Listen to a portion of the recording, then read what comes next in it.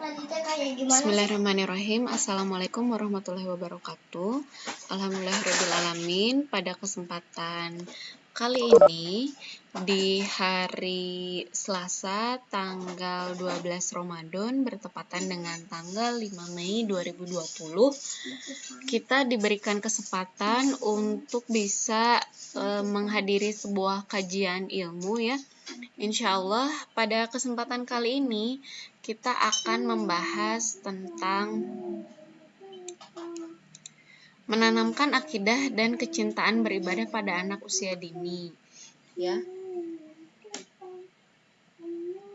yang yang tentu saja sedang kita fokuskan terutama selama bulan Ramadan kali ini. Baik, teman-teman semua,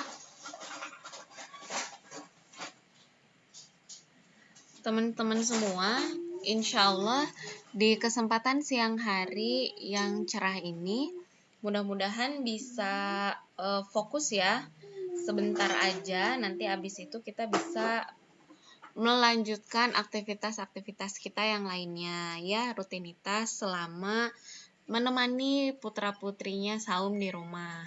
Ada yang teman-teman anak-anak saya maksudnya pada saum di rumahnya? Mudah-mudahan sehat selalu ya. Sebentar ya.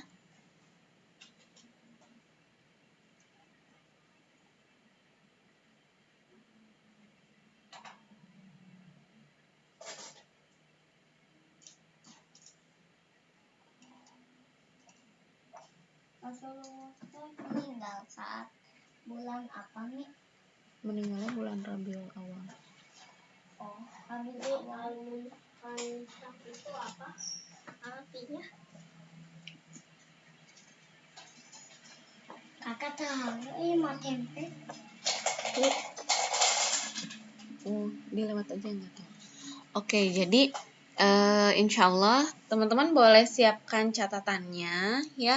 Mungkin yang akan kita bahas tidak tekstual berdasarkan materi yang sudah dibagikan di grup WA ya, tapi kita akan bahas berdasarkan pengalaman-pengalaman dan juga tambahan-tambahan yang lainnya ya. Jadi silahkan dipersiapkan ya. Masjid pertama yang dibangun itu Masjid Nabawi. Masjid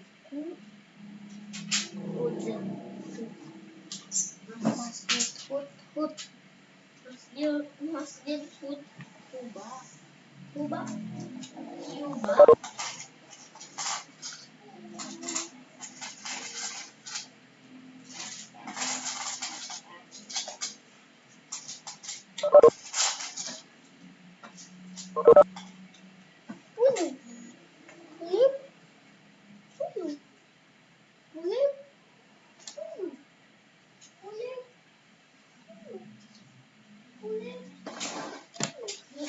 Nabi Muhammad menerima wahyu pertama kali di Gua Sur ya? Ya, betul.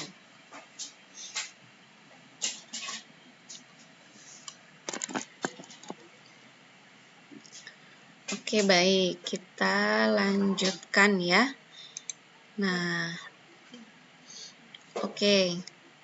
Jadi, kenapa sih kita harus punya ilmunya gitu ya ketika kita mau menanamkan kecintaan terhadap ibadah dan juga mengajak anak-anak untuk dapat memahami akidah dengan baik. Karena apa? Karena kalau misalnya kita nggak pakai ilmunya, maka kita akan mengajarkan anak-anak itu di bawah ketakutan, kekhawatiran, kecemasan yang seringkali tidak beralasan. Maksud saya seperti ini ya, misalnya anak baru 5 tahun gitu kan, nggak sholat 5 waktu, terus kita stres gitu kan, terus kita sampai tanya gitu ya, kemana, gimana nih anak saya nggak mau sholat 5 waktu, padahal tadi usianya baru 5 tahun. Nah, seperti yang kita tahu, anak-anak usia 5 tahun itu mereka belum terkena kewajiban agama, Tapi kita tugasnya adalah membiasakan mereka supaya tahu, mengenal gitu ya. Kalau ibaratnya sholat misalnya, jadi mereka kenal dulu gerakan sholat tuh seperti apa. Orang tua juga mempertontonkan kebiasaan itu, ya. Jadi analoginya kalau saya sukanya kayak gini, misalnya kita pengen anak-anak kita itu suka membaca. Tentu saja ini menjadi perhatian kita semua ya. Tetapi ternyata di rumah kita nggak punya buku bacaan yang menarik. Kemudian kitanya juga nggak suka baca. Maka dari mana anak itu mau suka baca? Ya, karena tidak ada di apotek dijual obat anak suka membaca. Itu tidak ada. Nah, begitu juga dengan kewajiban kita untuk mengenalkan akidah dan kecintaan melakukan ibadah pada anak-anak usia dini. Yang harus kita perhatikan bahwa menanam itu tidak sama dengan memanen. Jadi kita jangan berpikir akan otomatis gitu. Anak sekarang dikasih tahu, maka kemudian dia melakukan persis seperti ekspektasi kita. Jangan seperti itu gitu ya. Karena apa? Karena tugas kita di 10 tahun pertama itu memberikan stimulus yang tepat gitu. Dengan cara apa? Dengan cara mengajak mereka melakukan kebiasaan. Jadi mereka tahu nih bangun tidur jam berapa. Terus orang habis bangun tidur itu mereka berwudu. Kemudian sholat gitu ya. Jadi membangun kebiasaan, itu namanya membangun kebiasaan dengan cara menanamkan adab. Ya, adab tuh apa sih? Adab tuh kebiasaan. Jadi apa ya? Bahasa gampangnya tuh kayak lifestyle gitu. Bangun tidur, ngapain aja, pakai baju gimana, caranya seperti apa gitu ya. Itu tugas kita di 10 tahun pertama. Waktu kapan maksudnya nih 10 tahun pertama? Kalau di agama, di dalam Islam, kita kenal namanya adalah sebelum akil baligh. Atau kita kenal juga ada namanya sebelum usia tamyiz. Atau sebelum dikenai kewajiban syariat. Jadi jangan ada yang tanya lagi, gimana nih Mbak, anak saya 4 tahun, belum bisa sholat 5 waktu, anak saya 6 tahun, saumnya masih bolong-bolong. Udah, tenang, gak usah stres. Tugas kita adalah mengenalkan, mengajarkan, membiasakan. Tapi ketika mereka belum mampu, jangan jadi stres kitanya, cari strateginya gitu ya. Siap ya? Jadi supaya enggak stres harus punya ilmu. Betul ya. Oke. Nah, sebetulnya segala sesuatu sebentar ya. Satu malam di bulan Ramadan yang lebih baik dari 1000 bulan disebut Di luar Ramadan. Enggak, di dalam bulan Ramadan. Inna anzalnahu fi. Nah, itu jawabannya. Pakai jam tangan. Jadi segala sesuatu itu bukan hanya tentang akidah dan ibadah ya. Prinsip dasarnya itu adalah mengenalkan, kemudian mencobakan, dilanjutkan dengan membantu mereka mampu dan menjadi kebiasaan. Seperti itu ya. Jadi jangan tiba-tiba kita pengen anak bisa tapi belum pernah kenal dan tidak diberikan kesempatan untuk mencoba. Ya, jangan seperti itu. Jadi tahapannya pertama kenalan dulu, habis itu ajak mereka untuk mencoba, setelah itu bantu mereka supaya mampu dan bisa menjadi suatu kebiasaan gitu ya. Jadi kalau contohnya di rumah saya ada Rafa, usianya baru 5 tahun. Alhamdulillah, ini adalah saum ketiganya Rafa. Jadi, saum pertama itu dimulai waktu Rafa usia 3 tahun. Saumnya gimana? Tentu saja banyak drama gitu ya. Kita kenalin, nih ini sahur, ini berbuka. Habis itu cobanya gimana? Jadi misalnya sarapan yang biasanya jam 7 pagi, kita geser yuk, tahan sebentar ya, 5 menit aja. Cobanya gitu dulu, tahan nih 5 menit. Coba 10 menit ya, 10 menit gitu ya. Terus bertambah sampai akhirnya dia bisa menahan misalnya sarapannya jadi jam 9 gitu. Nah, kemudian di tahun berikutnya coba lagi saum. Masih banyak drama juga, nggak apa-apa, kitanya sabar ya. Alhamdulillah di tahun ini anak-anak masing-masing udah ada yang lebih dari 3 kali gitu ya menjalani saum Ramadan. Akhirnya di tahun ini saya bisa katakan saya sudah menjalani Ramadannya udah santai, bisa fokus balik lagi ke target-target pribadi saya. Seperti itu ya. Nah, ketika kita melatihkan anak-anak, maka kita harus menyesuaikan dengan kemampuan ya. Ada levelisasi dalam melatih mereka gitu ya. Jadi jangan pengen tiba-tiba excellent semuanya ya, tapi kita latihkan dulu perlahan-lahan bertahap sesuai dengan kemampuan. Misalnya awal mereka nyoba puasa doang nahan makan.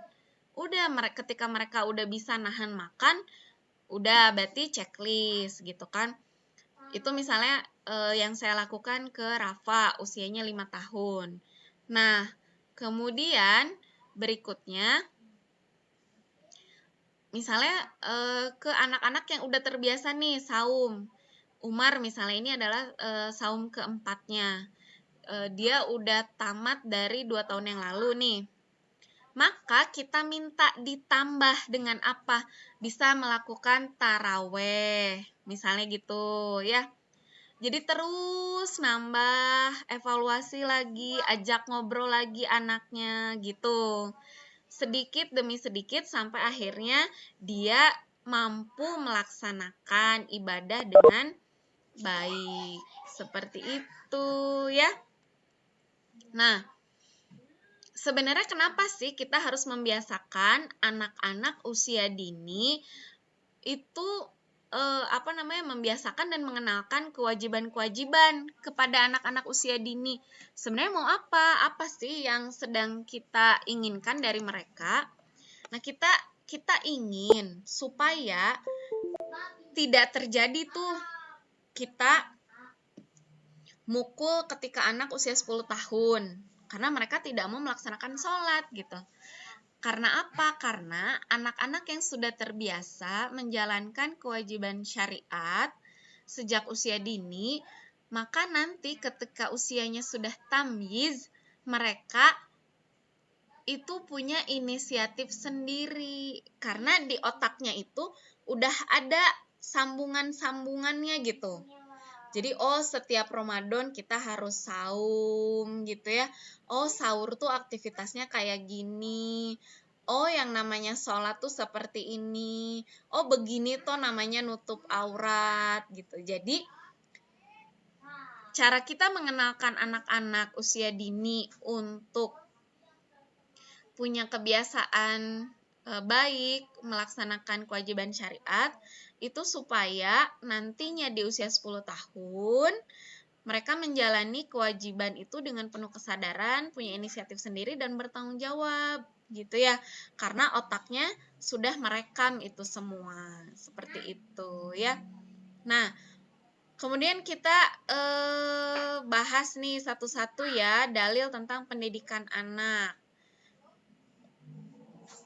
Oke, dalil tentang pendidikan anak, maaf ini warna-warni ya. ayatnya pecah-pecah, itu surat At-Tahrim ayat 6. Bunyinya gimana? Peliharalah dirimu dan keluargamu dari api neraka. Jadi itu wajib kita berdakwah kepada anak-anak kita, itu adalah hal yang utama gitu ya. Kemudian dalil lainnya itu ada di surat Toha. Ada di surat Toha ayat 132. Oke, teman-teman boleh dibuka sendiri. Nah, selanjutnya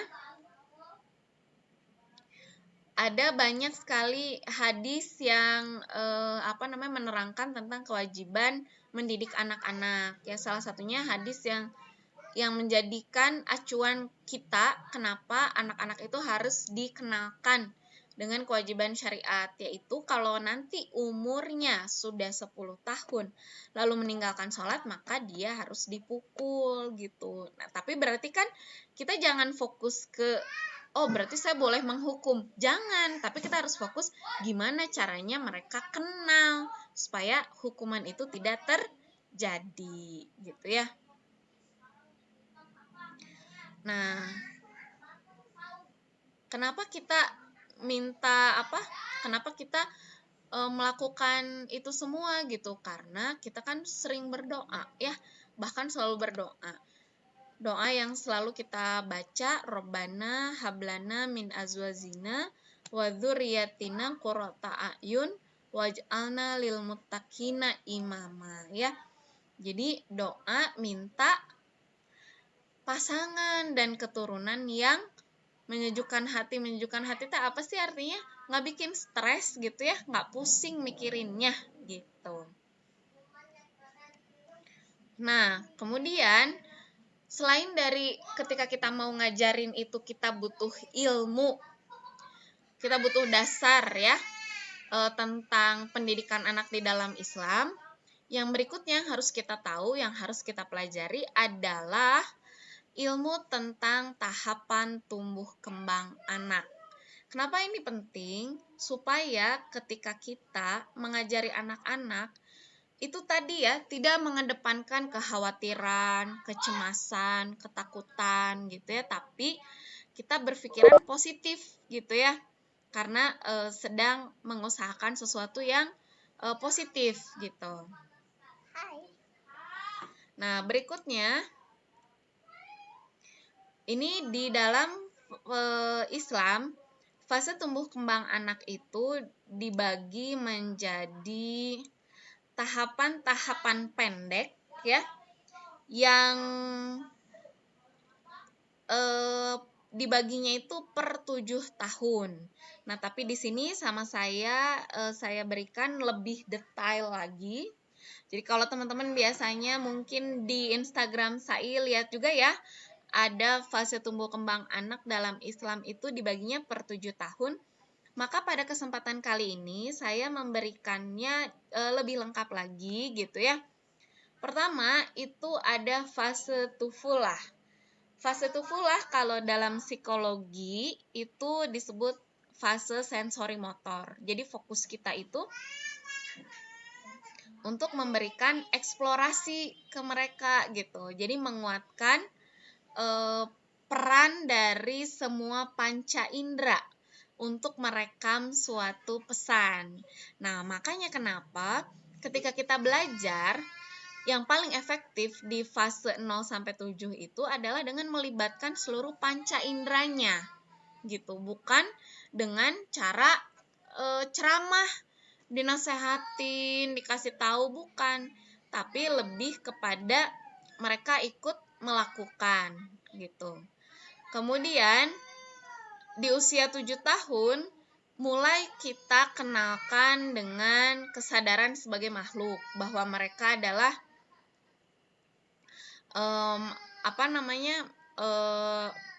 hampir akil balik gitu ya. Cirinya apa? Cirinya perkembangan indera mereka sangat pesat, tetapi fungsi self-control-nya belum sempurna. Karena itu, biasanya anak-anak usia 7 tahun itu masih semi egois gitu ya, pengen menang sendiri, masih mudah harm each other gitu ya, mudah baku hantam gitu. Itu karena memang perkembangan indranya sangat pesat, tapi self controlnya belum baik gitu ya, belum sempurna, belum matang. Nah, kemudian di usia 10 tahun, karena kebiasaan tadi gitu ya, karena kita sudah memberikan pemahaman, maka diharapkan usia 10 tahun itu mereka sudah bisa membedakan baik dan buruk, memahami sebab akibat, bisa bertanggung jawab, dan juga mereka sudah tuntas dikenalkan tentang kewajiban-kewajiban syariat. Contohnya, mereka tahu apa makna syahadat, tidak mempermainkannya gitu ya.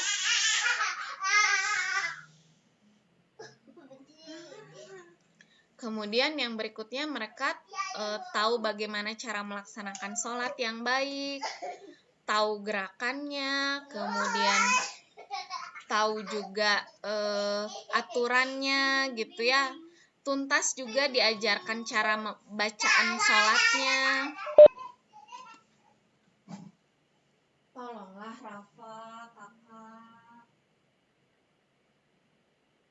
Kenapa teriak-teriakan, tahu ini lagi vikon, kak? Jadi isinya tuh jadi suara teriakan kalian, aku. Iya. So kalau mau main di luar dulu, kak. Sok bang, iya nanti. Sok bang, diajak main dulu keluar bang lah. Buka dulu pintunya.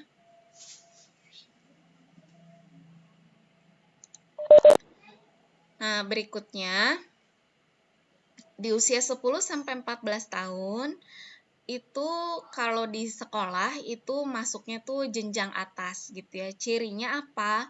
Mereka itu masa amrod, masuk ke masa amrod. Atau kalau dalam Islam disebutnya itu kan ya adalah fase tawanan gitu. Jadi mereka harus didisiplinkan dengan baik gitu, dibimbing dengan keteladanan sehingga mereka dapat mengembangkan potensinya dan bisa mengatur dirinya dengan sesuai arahan dari syariat gitu. Itu tahapannya. Nah, kemudian berikutnya ini masa taklif nih. Masa taklif itu adalah ketika mereka berusia 14 sampai 21 tahun. Nah, di sini jadi mereka mulai taklif, mereka harus sudah mulai bisa bertanggung jawab pada dirinya sendiri, pada orang tua, dan juga pada robnya. Nah, di sini diharapkan anak-anak sudah dapat berinteraksi dengan lingkungan. Mereka dapat membawa dirinya dengan baik, punya cita-cita, punya tahapan, mereka mau seperti apa menata masa depannya gitu. Nah, sehingga harapannya nanti ketika mereka sudah berusia 21 tahun lebih, itu mereka sudah siap menjadi khalifah. Mengenal Allah, mengenal dirinya, mengenal emosinya, punya tujuan hidup, dan tahu passionnya apa. Seperti itu ya. Fase tumbuh kembang anak dalam Islam yang perlu kita tahu, yang menjadi dasar cara kita untuk mengenalkan kewajiban ibadah dan syariat kepada anak-anak gitu ya. Nah, berikutnya sebetulnya ini yang kita butuhkan. Apa sih strateginya gitu kan ya?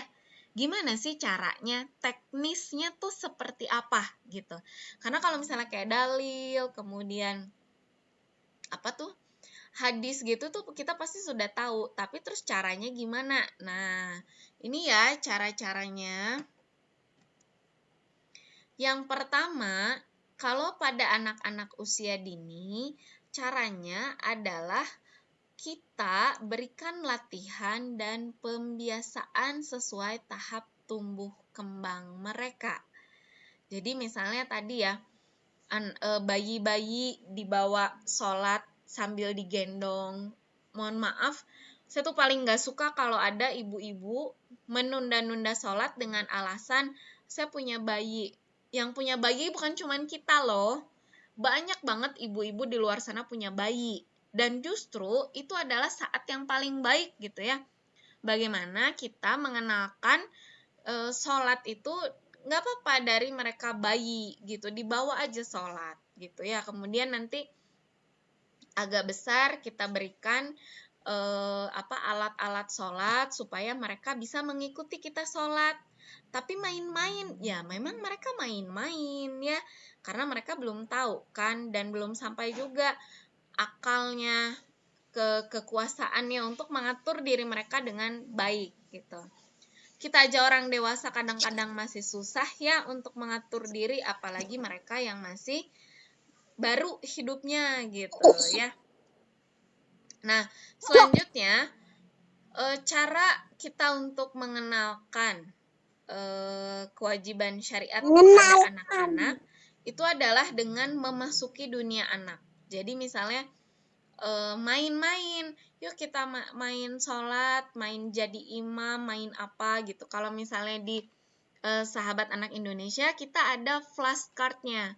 Ada flashcard waktu sholat, kemudian ada flashcard gerakan sholat, gerakan wudhu, gerakan tayamum, simulasi sholat berjamaah pun ada gitu. Supaya cara kita mengenalkan ke anak itu tepat gitu, sesuai dengan kebutuhan mereka. Nah, selanjutnya itu dipraktekkan dalam kegiatan belajar. Nah, makanya di Sahabat Anak Indonesia, kegiatan belajar itu dilakukan sesuai dengan tahapan tumbuh kembang anak, gitu ya.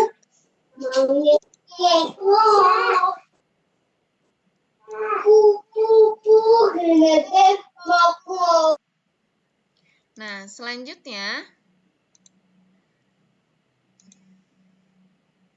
strategi pembelajarannya itu berbeda tiap fase ya.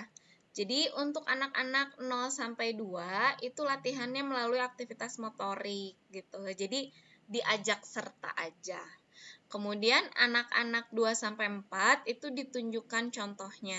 Diberi kesempatan untuk mencoba dan diapresiasi bila mereka bisa melakukannya gitu. Jadi jangan sampai banyak tuntutan, banyak kritikan, tapi merekanya diabaikan. Jadi kalau misalnya mereka sudah bisa, harus dipuji dengan tepat gitu ya. Dipuji usahanya bukan hasilnya.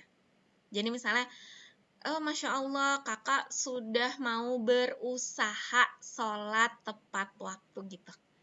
Jadi bukan, kakak hebat apa gitu kan, harus jelas ya. Jadi itu caranya. Kemudian usia 4 sampai 7 itu bisa kita ikut ajakin gitu untuk ikut apa yang kita lakukan. Misalnya jangan ngerasa kasihan gitu. Aduh kasihan nih anak gitu kan, bangun tidurnya belum tidurnya khawatir nggak cukup misalnya gitu. Takut nggak cukup. Takut itu karena kita belum belajar ya. Jadi anak 4 tahun bangunkan sholat subuh gitu. Perkara nanti dia misalnya susah bangun, nangis, nggak apa-apa, itu latihannya memang seperti itu gitu ya. Nah, nanti usia 7 sampai 10 mereka dilatih untuk bertanggung jawab atas perbuatan yang dilakukan. Jadi kita berikan konsekuensinya. Kalau A, maka gitu. Itu harus sudah dibiasakan ke anak-anak mulai usia 7 tahun. Jadi jangan khawatir ya, yang anaknya masih balita-balita itu jangan banyak kekhawatiran. Nah, seperti itu. Jadi kalau anak-anak usia 2 sampai 7 ya, kita lebih ajaknya itu sesuai dengan situasi emosi ya. Jadi mereka akan lebih mudah itu diajak dengan situasi emosi yang hadir. Misalnya kita tidak tidak melanggar rambu lalu lintas ya. Kemudian kita tidak mengeluh. Terus kalau misalnya di depan anak-anak gitu sholatnya kalau perlu, kalau bisa, kalau memungkinkan tuh jangan sambil nangis gitu. Karena beda ya, maksudnya situasi emosi kita kan misalnya kita berdoa pengen sesuatu terus nangis gitu. Nanti yang anak tangkap, oh sholat itu bikin sedih misalnya gitu. Nah itu yang kita hindari dulu. Jadi kita lebih mengedepankan emosi positif gitu ya kalau di anak-anak usia 2-7. Nah, kemudian untuk anak-anak 7-10 tahun, nah di sini biasanya mereka itu sudah, karena mereka sudah pertumbuhan otaknya juga sudah sempurna kiri dan kanan, maka mereka melihat, mendengar dan merasakan kondisi ketuhanan itu muncul gitu ya dari apa yang mereka lihat sehari-hari gitu. Karena di fase ini anak-anak sudah mulai berpikir konkret. Jadi kalau tadi di bawah 7 tahun itu masih abstrak, maka di usia 7 tahun itu mulai pemikirannya mulai konkret gitu. Nah, selanjutnya teknik terapannya seperti apa? Kita harus tahu nih. Jadi jangan sekedar menuntut ke anak-anak ya. Kita sebagai orang tua adalah garda terdepan ya untuk menanamkan nilai-nilai akidah dan ibadah ke anak gitu. Apapun pilihan pendidikan kita, tetap saja yang pertama kali menjadi role model anak itu adalah orang tuanya. Karena apa? Karena satu, anak-anak itu punya rasa ingin tahu yang besar. Jadi mereka itu biasanya sangat tertarik pada dirinya, pada orang tuanya, lingkungan sekitarnya, sampai kemudian suka ada yang tanya, Allah itu laki-laki atau perempuan sih? Matanya Allah tuh ada berapa? Gitu. Allah tangannya besar atau kecil? Gitu ya. Itu karena rasa ingin tahu mereka yang sangat besar. Nah, tugas orang tua membantu mereka supaya mereka tahu Allah itu seperti apa. Nggak usah mikir, Bu, nggak usah banyak pusing, karena di Al-Quran sebetulnya sudah dijelaskan. Qul huwallahu ahad, Allahus somad, lam yalid, walam yulad, walam yakullahu kufuwan ahad. Allah itu beda sama kamu, nak. Tangannya Allah tidak ada jari seperti kita, berbeda, karena Allah tidak sama dengan kita. Gitu aja jawabnya. Ya, matanya Allah ada berapa, mah? Matanya Allah beda dengan mata kita. Allah tidak seperti kita. Kalau adik penasaran, kalau kakak penasaran, kita lakukan amal baik sebanyak-banyaknya selama di dunia, sehingga mudah-mudahan nanti kita Allah berikan kebaikan, berikan berkah, bisa sampai ke surganya dan bisa memandang wajah Allah nanti di surga gitu. Jadi kita berikan motivasi, berikan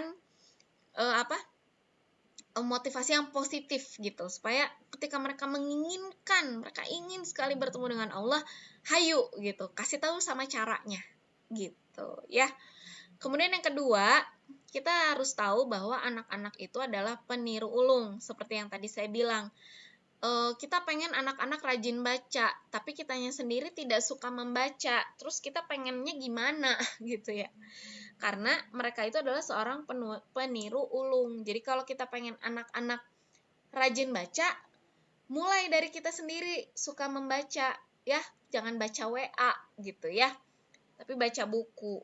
Terus kalau misalnya kita pengen anak-anak rajin sholat, maka sama kita dicontohin kayak gimana melakukan sholat gitu ya. Ajak mereka ke masjid gitu dan lakukan kegiatan-kegiatan bersama dengan anak gitu ya, kegiatan-kegiatan ibadah. Nah, selanjutnya karena anak-anak itu berpikirnya sesuatu yang nampak di mata mereka gitu, maka kita tunjukkan kepada anak itu kita bahagia menjalankan ibadah gitu ya. Terus yang berikutnya, anak-anak itu punya karakter aktif dan energik. Karena itu, kalau misalnya kita mau membiasakan nih, pasti abis ini ada yang tanya, gimana nih teh kalau misalnya di luar masa pandemik ya, kita pengen ngajarin anak-anak sholat berjamaah di masjid. Maka yang pertama kita ajarkan adalah adab sholat di masjidnya dulu. Masuk masjid harus gimana, di masjid ngapain aja gitu. Dan kalau memungkinkan, ajak anak-anak sholat ke masjid itu ketika waktunya kosong gitu, jangan pas sholat isya gitu kan. Kalau sholat isya pasti banyak kan tuh ya, misalnya ajak dulu pas zuhur, pas asar gitu, sehingga toleransi orang-orang juga masih lebih luas gitu ya. Karena kalau misalnya pas lagi isya gitu kan udah penuh, terus anak-anak lari-larian, berisik, buyar gitu kan ya konsentrasi. Nah, selanjutnya anak-anak itu punya daya konsentrasi yang pendek. Karena itu jangan resah, jangan suka stres. Kok anak saya nggak mau selesaiin sholatnya sih teh? Nggak apa-apa, kan baru belajar. Ya, jadi terus sama kita dibantu. Kakak kenapa berhenti sholatnya? Pasti jawabannya adalah pegel mah. Oke, nggak apa-apa gitu. Ya, jadi jangan menuntut sesuatu yang di luar dari kapasitas mereka. Mereka juga nggak mau kayak gitu kok, gitu ya. Tapi memang keadaannya masih seperti itu, gitu. Nah, karena namanya juga masih menanam, maka kita membutuhkan waktu, tenaga, dan juga ilmu. Itu mungkin ya. Oke, selanjutnya kita akan kembangkan melalui diskusi. Mangga dipersilahkan. Yang mau tanya jawab, silahkan nyalakan mikrofonnya. Mangga dipersilahkan.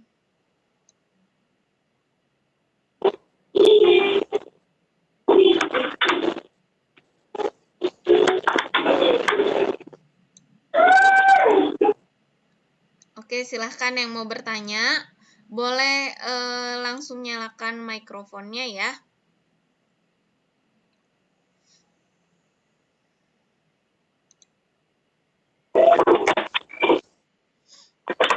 Halo, Assalamualaikum. Waalaikumsalam warahmatullahi wabarakatuh. Dengan siapa ini, Mbak?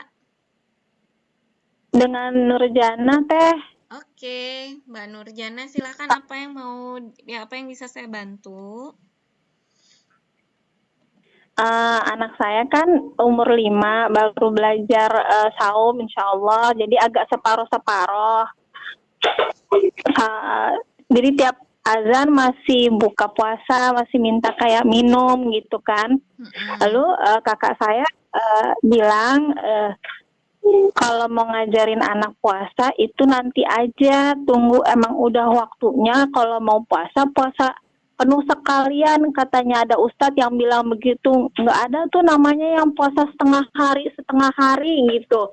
Itu kok apa emang begitu? Tapi kan kalau dengar dari Teteh tadi bilangnya kan memang harus belajar, atau sayanya yang salah ya? Maksudnya belajarnya pas di bulan Ramadan, harusnya sebelum ya, gitu ya? Oke. Kan sebetulnya menahan ya. Saum itu kan menahan ya. Jadi memang yang kita fokuskan itu tadi ya saya bilang bukan kepada hasil tapi kepada proses. Jadi anak menahan misalnya ya, tadi udah dicontohkan, misalnya anak menahannya itu baru bisa biasanya sarapan jam 7, kita geser jadi jam 8, itu juga udah saum versi anak-anak gitu. Karena memang mereka diharapkannya itu adalah kita menumbuhkan kesadaran kan. Jadi bukan kepada selesai saumnya dari subuh sampai maghrib, bukan itu. Tapi kita lagi ngajarin mereka satu, taat pada aturan gitu ya. Kemudian yang kedua, mereka ada pengendalian diri dari dalam gitu. Kan banyak tuh anak-anak yang saum tapi misalnya curi-curi makan, curi-curi minum di belakang. Kita tidak mengharapkan itu. Karena itu kita latih sedikit-sedikit gitu. Kan sekarang gini ya, misalnya yang tadi ya, kalau misalnya anak tiba-tiba misalnya kita kenalin deh nanti kalau mereka udah 10 tahun.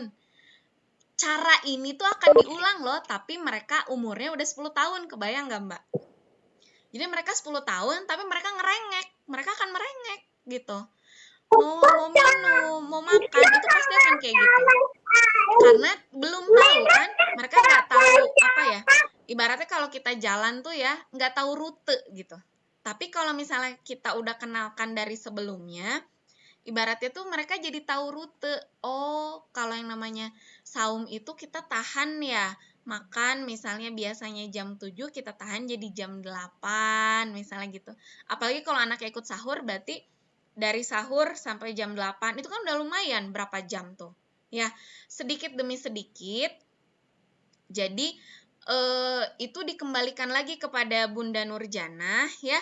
Apakah mau mengikuti apa tadi ya, step by step di dalam Islam, para ulama mencontohkannya seperti ini, atau mau mengikuti saran kakaknya gitu ya. Jadi itu silahkan dipertimbangkan gitu, karena kalau saya menyampaikannya apa yang memang dicontohkan gitu, dan di apa itu namanya, diarahkan gitu ya, diarahkan oleh para ulama. Jadi mereka membiasakan itu caranya seperti itu gitu. Jadi supaya anak tuh mampu menahan gitu, bukan kepada hasil tapi kepada proses dan kepada kemampuan mereka mengendalikan diri gitu, dikit-dikit. Oh gini toh saum gitu.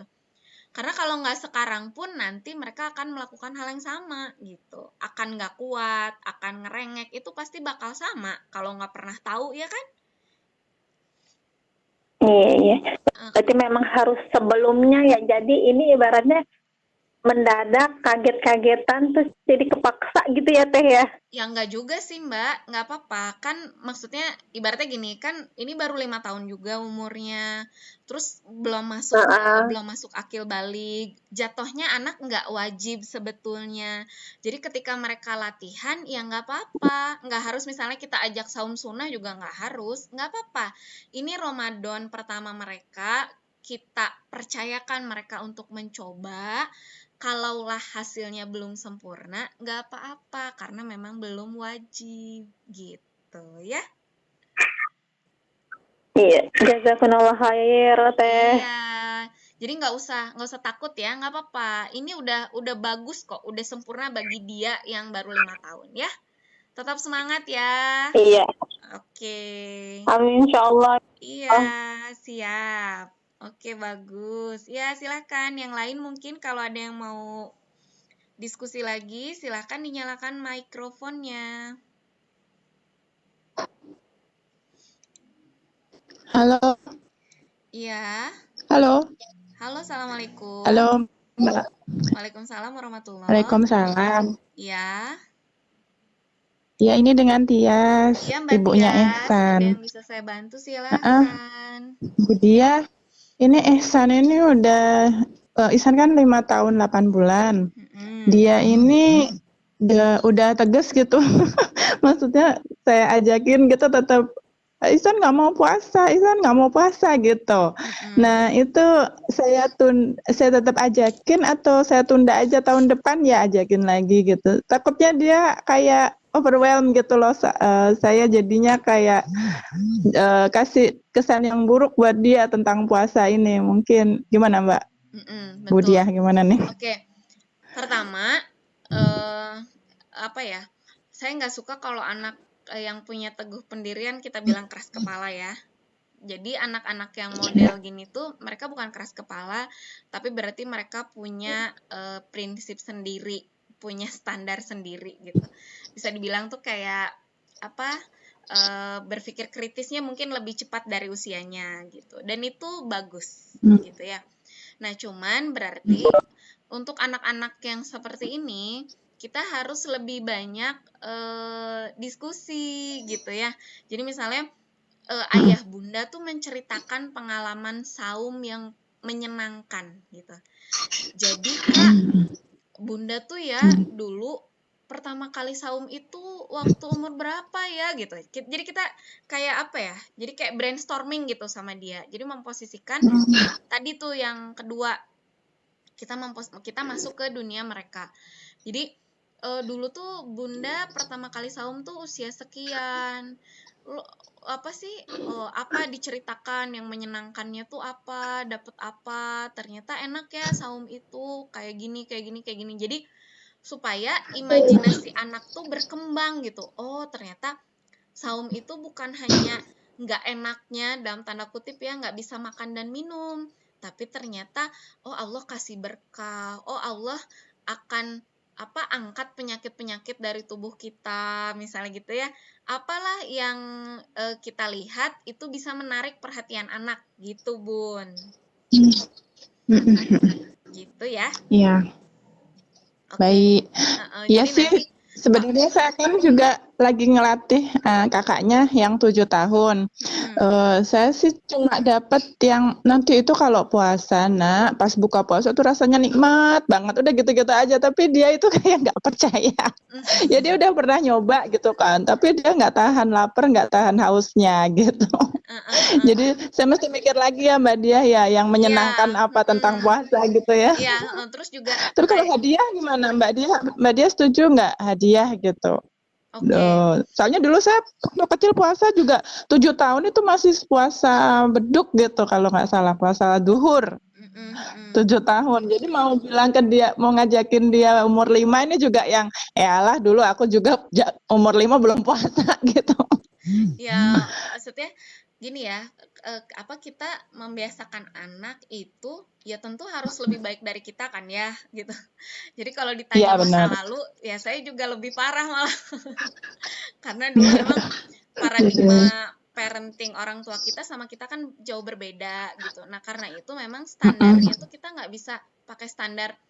Aku dulu bisa puasa full misalnya umur 10 tahun. Kita nggak bisa ngejadiin itu sebagai standar gitu. Tapi karena sekarang kita udah tahu gitu kan, kita udah belajar, maka standarnya itu adalah standar kita ngikutin standarnya itu standar yang memang syariat maunya tuh seperti apa sih gitu. Kalau saya gitu yang saya kritisi, dalam tanda kutip saya menyesali masa lalu saya, ya pernah lah ada gitu. Kenapa sih aku dulu diajarin puasa tuh udah gede banget gitu ya. Terus saya tuh masih inget ya, jadi kayak misalnya keluarga kami tuh punya kebiasaan untuk membatalkan puasa karena belanja lebaran. Nah makanya saya tuh tidak pernah mengenalkan sama sekali tradisi beli baju di waktu Ramadan ke anak-anak. Pokoknya anak-anak tuh nggak pernah tahu yang namanya beli baju gitu, karena memang kita kan sebenarnya rutin tuh beli baju di luar bulan Ramadan gitu. Jadi nggak ada. Jadi kalau ada yang tanya, abang, kakak udah pada beli baju lebaran belum? Anak-anak nggak kenal apa itu nama baju lebaran gitu, karena mereka taunya tuh baju tuh kemeja, kaos gitu kan ya, nggak ada namanya baju lebaran. Nah, jadi kalau misalnya kita sekarang mau mendidik anak-anak, sekalipun itu misalnya ini anak-anak nih masih kecil nih misalnya gitu kan, jadi kalau anak-anak di rumah saya tuh saya udah cobain mereka untuk saum itu dari 3 tahunan, 4 tahun, semampunya mereka lah gitu ya. Jadi di awal-awal tuh saya sama abinya tuh kayak kayak harus jaga-jagain anak gitu, karena maunya tuh nuang minuman gitu kan ya, maunya lari ke dapur gitu. Memang awal-awal tuh kayak gitu. Jadi sampai kita tuh sediain mainan banyak gitu kan, kemudian kita tuh asli ibaratnya tuh kayak mantengin mereka gitu. Jadi sama sekali nggak boleh ada yang tidur, nggak boleh ada yang pergi sekejap mata gitu, karena jagain mereka gitu. Nah ternyata tahun demi tahun kesulitan-kesulitan itu tuh berkurang gitu, karena sudah dilakukan kan ya. Jadinya misalnya bahkan yang umur 6 tahun ini, anak kedua saya, dia ngaku waktu 5 tahun itu katanya dia pernah makan di kamar gitu kan. Terus ada yang pernah minum air wudhu misalnya gitu. Jadi kalau misalnya sama kita dibiasakan lebih dini, kesadaran mereka tuh lebih cepat tumbuh gitu ya. Kalau pengalaman saya seperti itu gitu. Jadi sekarang anak yang usia 8 tahun itu udah sama sekali tidak ada kesulitan. Terus kalau yang 6 tahun juga paling yang 6 tahun itu bilang lapar doang gitu. Mi lapar. Nah, ketika dia lapar tuh jangan kita bilang, kamu tuh gitu aja lapar, kan tadi udah sahur. Nggak boleh gitu. Tapi kita bilang, lapar ya? Iya, betul. Umi juga sama. Umi juga lapar. Jadi kita empati gitu. Nah, akhirnya dia besoknya tuh hari kedua dia bilang gitu, Umi lagi lapar nggak? Katanya gitu. Iya, Umi lagi lapar. Terus agak haus gitu ya. Iya ya Mia, Iya, yuk kita ini aja, yuk kita zikir, yuk zikir gitu. Jadi kayak apa ya? Maksudnya kita memposisikan diri, kesulitan mereka tuh tidak sendiri gitu. Kita juga sulit gitu kan. Jadi akhirnya kayak CS nih kita gitu. Kita samaan ya berat menjalani puasa, tapi kita tetap ceria gitu. Seru-seruan. Nah, alhamdulillah yang anak perempuan ini juga sama. Ini pengalaman ketiga di usianya 5 tahun. Ini pengalaman ketiga. Jadi waktu tahun pertama masih suka saya ya kasih keringanan gitu kan ya, makan misalnya jam 10 pagi gitu, jadi cuma ditahan aja, ikut sahur kemudian makan jam 9, jam 10 pagi. Kemudian tahun kemarin, tahun kedua itu karena rumah saya depan-depanan sama rumah mertua gitu ya, itu kadang-kadang dia karena di rumah tidak diberi makan, dia ke rumah nenek gitu kan, dia makan di rumah nenek gitu. Itu masih kita toleransi gitu karena oke lah gitu ya, mungkin nenek nggak tega gitu kan ya, anak 4 tahun saum gitu. Nah abis itu di tahun ini abinya datang untuk sounding dulu ke nenek. Mohon maaf, ini anak-anak sudah di briefing sebelumnya, mereka harus melaksanakan saum, bla bla bla bla segala macam. Akhirnya ada MOU, nenek tidak memberikan keringanan apapun kepada siapapun gitu. Alhamdulillah sampai hari ke-12 ini semuanya lancar. Jadi baru tahun ini nih saya mau kayak gini ngisi kulwap gitu. Tahun-tahun berikutnya Ramadan tuh saya beneran asli buat jagain anak-anak gitu, Mbak Tias. Iya, iya. Betul. Iya, bisa dipahami. Ini kan anak saya yang pertama kan perempuan, jadi karena perempuan tuh ya alhamdulillah dia sampai yang hari ke-12 ini masih kuat gitu, alhamdulillah gitu. Saya juga waktu itu heran, saya tuh ndak sounding, ndak apa gitu kan, tiba-tiba dia tuh, ibu kapan Ramadan begitu. Nah, tapi saya kayaknya nggak bisa kalau ke anak laki-laki saya. Beda kayaknya ya Budiah ya, laki-laki sama perempuan. Nah ini makanya saya nanya, better saya lanjutkan approach-nya atau ya udah tahun depan aja gitu. Iya nggak apa-apa Tadi dilanjutkan, kenapa saya tanya begitu tapi gitu. nggak ditekankan gitu ya, tapi kita kayak lebih bentuknya tuh kayak lebih apa, kan memang ketika kita mau mengenalkan itu lebih ke apa, takrif ya, kita kenalkan keutamaannya, kebaikan-kebaikannya. Makanya memang kalau di rumah saya itu biasanya kita udah sounding tentang bulan Ramadan, terus kayak gimana step by stepnya gitu ya, apa yang boleh, apa yang nggak boleh, pokoknya sampai detail banget gitu, technically banget. Itu paling tidak 3 bulan sebelumnya. Jadi ketika mereka memasuki Ramadan itu nggak kayak tadi ya, misalnya kata Mbak Nurjana itu, jadi nggak kayak mendadak gitu, tahu-tahu harus saum gitu, nggak kayak gitu, tapi emang dari sebelumnya tuh sama kita diajak dulu, dikenalin dulu, terus kayak diceritain gitu loh Mbak, kayak gimana sih saum di zaman dulu misalnya gitu ya. Ya baik. Ya Mbak, ya Budiah, udah bisa dipahami. Insya Allah approach-nya tetap, tapi sebisa dia aja lah menerimanya ya, gitu ya. Dan tensi kitanya yang paling harus normal ya, gak usah stres. Iya benar, lebih penting ya. Makasih. Oke, siap. Salam ya Mbak Tias ya, mudah-mudahan sehat selalu di Riyadh ya. Oke. Insyaallah, terima kasih. Iya, sama-sama. Ya, silakan. Kalau ada yang lain mau diskusi lagi, silakan dinyalakan mikrofonnya. Sebutkan namanya. Mangga, silakan. Jadi gitu ya, perjalanan memperkenalkan anak saum. Mangga, silakan ada yang lain mungkin.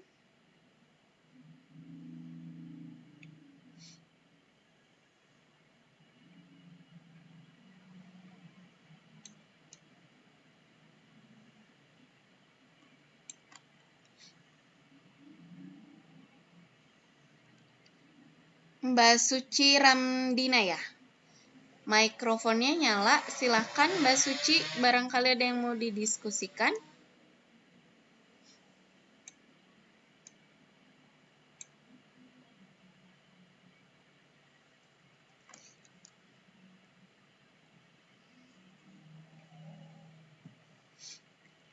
Silakan, mungkin yang lain ada yang mau didiskusikan. Mbak Dita mungkin ya, Mbak Dita. Silakan Mbak Dita, ada yang mau didiskusikan.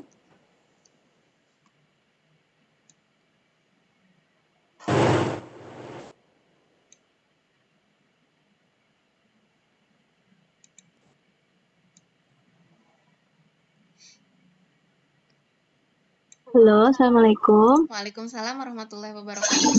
Ya, silakan Mbak Suci. Ya, saya Suci, anak saya umur 4 tahun. Kalau tadi sebelumnya menanyakan tentang saum, kalau saya mau menanyakan tentang sholat tarawih. Kan kalau di rumah itu kita berjamaah biasanya setiap hari, tapi akhir-akhir tuh anak saya suka protes. Kok sholat tarawih mulu sih? Kok sholatnya lama banget sih? Gitu-gitu.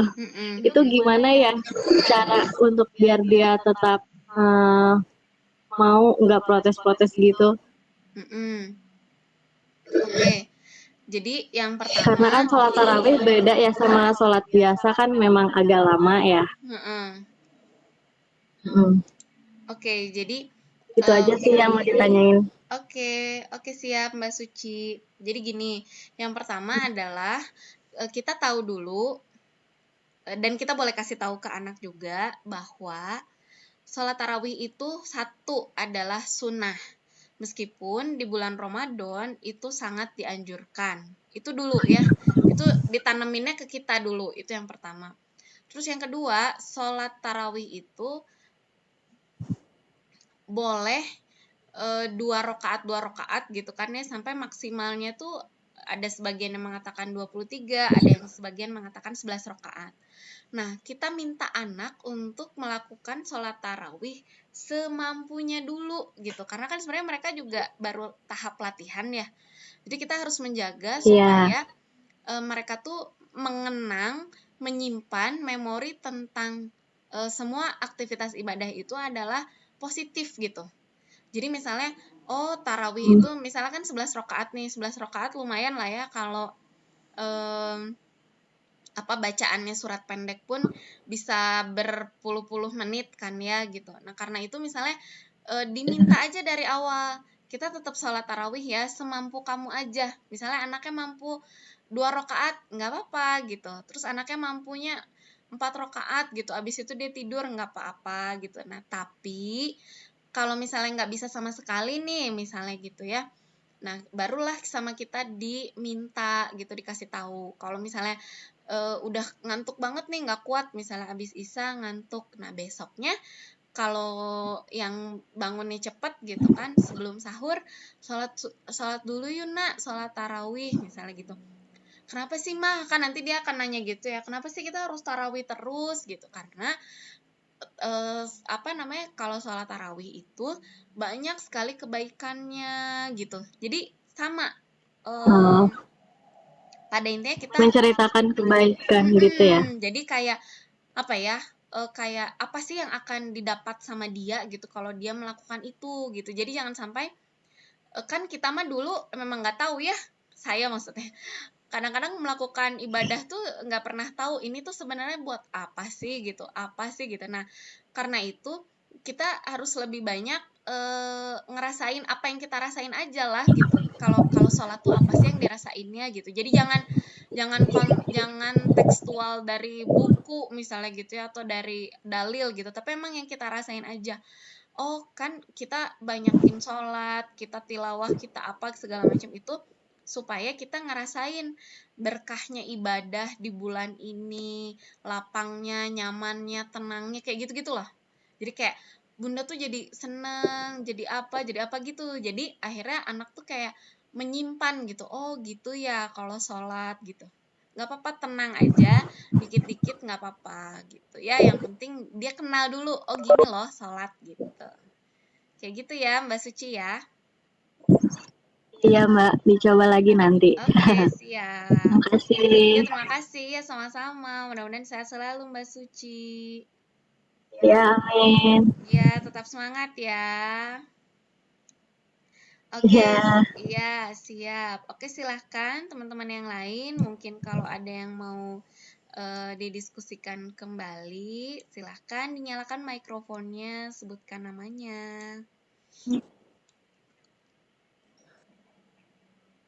Assalamualaikum Teh. Waalaikumsalam warahmatullahi. Ya. Oh iya, saya Ocha. Ini anak saya usia laki-laki usia 5 tahun. Oke, Kalau siap. misalnya diajak, Mm-mm. kalau kita suka ngajakin dia sholat 5 waktu aja ya gitu. Mm-mm. Kadang dia suka kayak nangis gitu, nggak mau gitu. Terus coba tak tanya gitu, kenapa nggak mau? Jawabannya tuh capek gitu. Mm-mm. Nah itu harus mulai ini ngajaknya tuh kayak gimana ya Teh tipsnya supaya mereka dia mau untuk ikut sholat gitu. Oke, kenapa dia bilang capek itu kenapa katanya? Pernah ada Terus pengalaman ya sholat apa tuh yang capek? ya tahu kalau dulu sih belajarnya kan dari sholat yang 2 rakaat gitu ya, sholat duha. Terus sekarang gini kalau kita ajakin sholat ya jawabannya itu meskipun ya sholatnya sholat duhur, sholat asar, maghrib, kadang dia kayak nggak antusias gitu, nggak berminat gitu. Nah terus kenapa? Jawabannya capek-capeknya tuh kayak gimana? Capek bacanya gitu. Terus capek apa lagi? Kalau bergeraknya dia masih nggak capek, katanya lebih ke kayak capek bacanya gitu. Oh, jadi udah tahu bacaan sholat juga gitu Ananda apa gimana Mbak? Udah sih, udah Teh. Masya Allah ya, luar biasa 5 tahun udah bisa ya bacaan sholatnya. Jadi kalau misalnya kayak gitu, ini bisa kita berarti kita turunin lagi standarnya gitu ya. Jadi misalnya kalau sekarang misalnya sholatnya kan harusnya sholatnya 5 waktu nih misalnya gitu kan. Nah kita coba buatkan kalau yang di kelas Sanlat tuh ada plannernya ya. Jadi sholatnya tuh dichecklistin gitu kan. Nah dichecklistin. Nah kemudian abis gitu sama kita diajak ngobrol. Kenapa sih sholat itu harus 5 waktu gitu. Terus diajak dulu lah sholatnya teh yang lebih ringkas gitu. Jadi meskipun pada akhirnya bacaan kita jadi pendek misalnya gitu ya nggak apa-apa, tapi biar Anandanya mau dulu gitu kan, tertarik dulu. Terus kayak disiapin. Jadi disiapinnya tadi ya planner sholatnya gitu kan, checklistan sholat. Tapi itu bukan cuma di checklist ya, tapi nanti dievaluasi misalnya dan diapresiasi misalnya hari ini misalnya anaknya bisa sholat subuh sama maghrib tuh, karena subuh cuma 2, maghrib cuma 3 misalnya gitu. Nah tuh sama kita nanti diapresiasi, alhamdulillah ya kakak udah bisa sholat subuh sama maghrib gitu ya. Yang sholat subuh itu 2 rakaat, sholat maghrib itu 3 rakaat, 3 kali berdirinya, begini bacanya gitu, detail gitu nggak apa-apa Mbak. Abis itu kakak bisa ya, berarti nanti yang 4 rakaat juga kakak pasti bisa. Terus sama kita dikasih tahu, oh ini tulangnya kuat gini ya, pasti bisa nih diajak sholat yang banyak nih gitu. Jadi supaya dia tuh punya kesadaran bahwa sebenarnya diri dia sendiri tuh ada kemampuan untuk itu gitu. Jadi bisa jadi dia mengatakan capek itu karena dia belum bisa mengukur dirinya gitu loh Mbak. Padahal sebenarnya bisa gitu. Nah tapi karena belum tahu, jadi sama kita diceritain aja, ini kuat gini ya tulang-tulangnya ya, besar-besar ototnya gitu-gitulah. Sampai akhirnya dikit-dikit gitu kan mungkin akan terbuka wawasannya, oh iya tubuh aku tuh sebetulnya kuat gitu. Gitu ya Mbak ya. Gitu. Dicoba lagi ya. Iya. Oke, nanti pakai makasih, planner juga bisa, terus dievaluasi per 7 hari ya. Jadi kalau kita mau membiasakan sesuatu itu per 7 hari. 7 hari evaluasi, lakukan sampai 21 hari. Nah, mudah-mudahan setelah 21 hari itu menjadi kebiasaan baru gitu. Tetap semangat ya Mbak Udah Ocha ya. istiqomahnya ya ibunya yang riweh Iya, istiqomah. makanya emang kita butuh ini ya, butuh teman berbagi gitu Mbak Ocha ya. Tetap semangat ya, mudah-mudahan sehat Juga selalu. ya. Oke, Teh. amin. Oke, baik. Setelah Mbak Ocha, mungkin ada yang mau bertanya lagi, silahkan.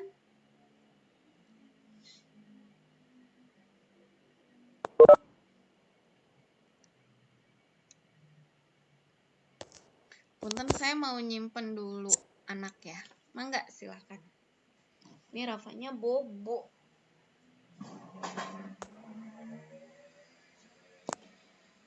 Itu gimana caranya?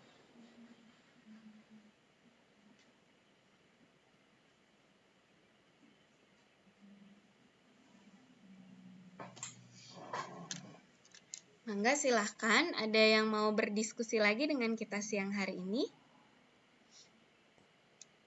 Belum. Assalamualaikum Teh. Waalaikumsalam warahmatullahi. Ya, saya Sarah. Oh iya, gimana Mbak Sarah? Nah kan saya punya anak usia 6 tahun 8 bulan, udah mau 7 tahun lah ya. Alhamdulillah puasanya udah full nih. Sholat juga alhamdulillah sudah Alhamdulillah. Nggak terlalu ini banget sih memaksakan ke kayak puasa, kayak sholat gitu. Dia happy.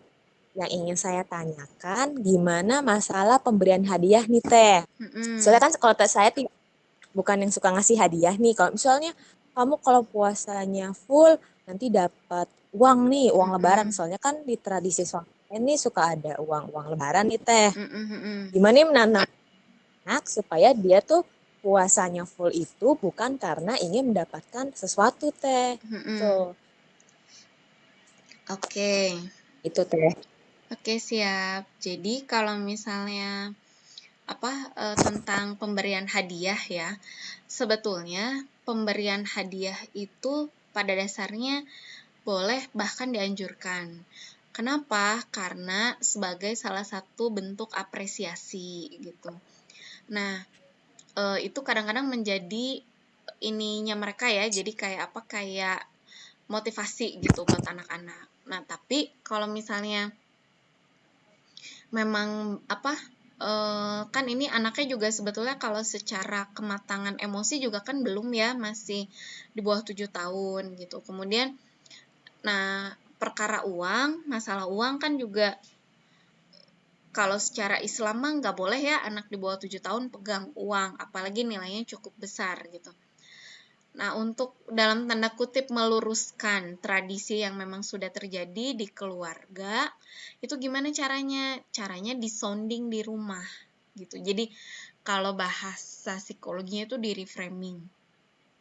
Jadi sama kita diajak ngobrol bahwa misalnya kitanya sendiri tuh kasih hadiah misalnya ya, sebagai untuk bikin kasus ya, studi kasus tuh kitanya justru kasih hadiah.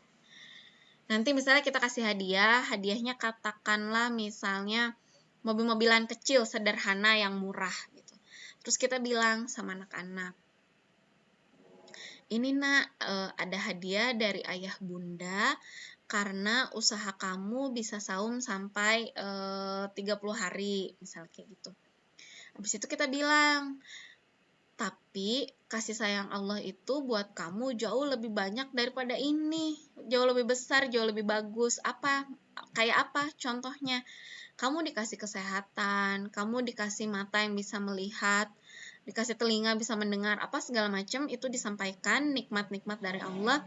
Sehingga dia melihat bahwa apa yang diberikan oleh manusia itu akan lebih sedikit dibandingkan apa yang akan Allah kasih sama dia gitu, termasuk balasan kalau misalnya dia melakukan suatu ibadah gitu. Jadi kita ngajak anak untuk dibangun critical thinking-nya gitu, supaya dia tuh tidak terima begitu saja Misalnya ada orang nanti kasih uang, dia beres saum 30 hari gitu. Dia tidak melihat uang ini sebagai segala-galanya, tapi dia melihat uang ataupun mainan atau apapun itu hanya bagian kecil saja dari banyaknya limpahan kasih sayang Allah ke dia gitu.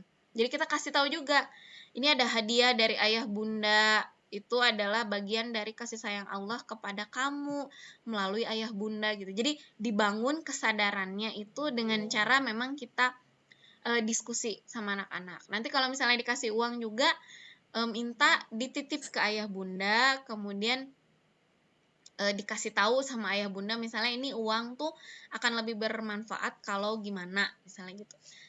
Berkaitan dengan hadiah yang nggak boleh itu dikasih tahu di awal ya.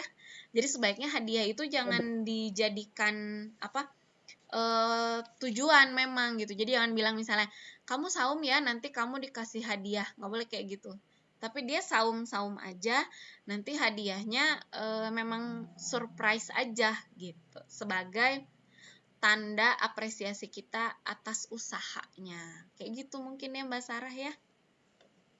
Iya Teh. Oke. Betul banget Teh. Oke siap. Ya Teh. Iya, mudah-mudahan sehat selalu ya Mbak Sarah ya, tetap semangat.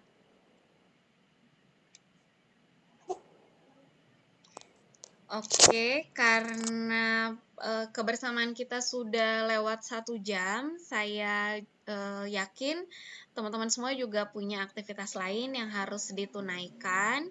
Insya Allah nanti kita bertemu lagi di Selasa pekan depan dengan pembahasan yang masih seputar tema akidah dan ibadah. Untuk kesempatan kali ini, terima kasih kepada para partisipan yang sudah ikut meramaikan diskusi kita siang ini dan juga yang sudah bertanya dan menambah wawasan kita. Insya Allah diskusi kita kali ini akan dirilis juga di YouTube channelnya Sai. Jadi kalau yang ketinggalan atau kelupaan nanti bisa akses di YouTube channelnya Sai. Saya Dia Wulandari mohon maaf. Mohon diikhlaskan kalau ada perkataan atau mungkin pendapat yang kurang tepat gitu ya, boleh diingatkan juga. Saya sangat senang kalau teman-teman semua mengingatkan saya atas keterbatasan saya. Insya Allah kita bertemu lagi Selasa pekan depan. Terima kasih atas kebersamaan kita siang ini. Semoga sehat selalu dan senantiasa semangat menemani putra-putrinya bertumbuh dan berkembang sesuai dengan ajaran dan aturan dari Allah Subhanahu wa taala. Terima kasih semuanya. Assalamualaikum warahmatullahi wabarakatuh. Waalaikumsalam warahmatullahi wabarakatuh.